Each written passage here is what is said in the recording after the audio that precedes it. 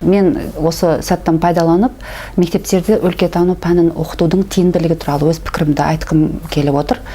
Қазіргі таңда министрліктің жобасы бойынша мектептердегі 5-7 сыныптарда өлкетану курсы тек қана кейбір пәндерге нақтырақ айтатын болсақ, Қазақстан тарихы, қазақ әдебиеті, жаратылыстану, музыка пәндеріне кіріктіріліп оқытылуда.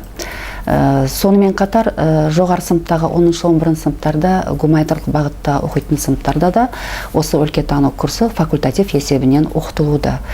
Ал енді алдағы уақытта министрліктің жобасы бойынша бұл пән негізгі пән ретінде оқытылады деп айтылуда. Мен осыған толығымен келісемін. Себебі өлкетану пәні қазіргі таңда мына елбасымыздың мәңгілік ел, рухани жаңғыру бағдарламасын жүзеге асыруда өте бір маңызды құрал болып табылады деп ойлаймын. Жақында мен осы Шымкент қаласындағы өрлеу мұғалімдердің біліктілігін арттыру ұлттық орталығында курста оқыдым. Сол кезде Шымкент қаласындағы саяси қуғын сүргін мұражайына экскурсияға бардық.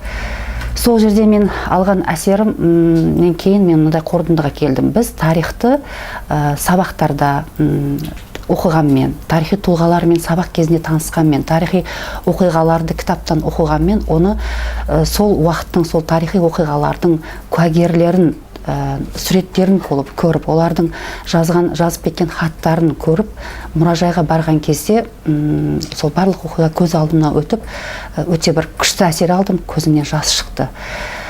Яғни айтпақшы болғаным, тарих, география пәндерін, сонымен қатар осы айтылып жатқан өлкетану пәнін оқытуда оқушыларды тек қана мектеп қабырғасында емес, оларды сол пәнде көрсетілген тарихи жәдігерлерге, тарихи мұражайларға, ескерткіштерге, өлкеміздің бір тарихи маңызды жерлеріне тікелей апарып, сол жерде оқытқан меніңше оқушыларға өте жақсы тәрбиелік маңызы зор болады. Оқушыларымызда отансүйгіштік, патриоттық сезімін оятамыз. Және де бағана мен жоғарыда айтып кеткен елбасымыздың біздің алдымызға қойған бағдарламасын жүзеге асыра аламыз деп ойлаймын.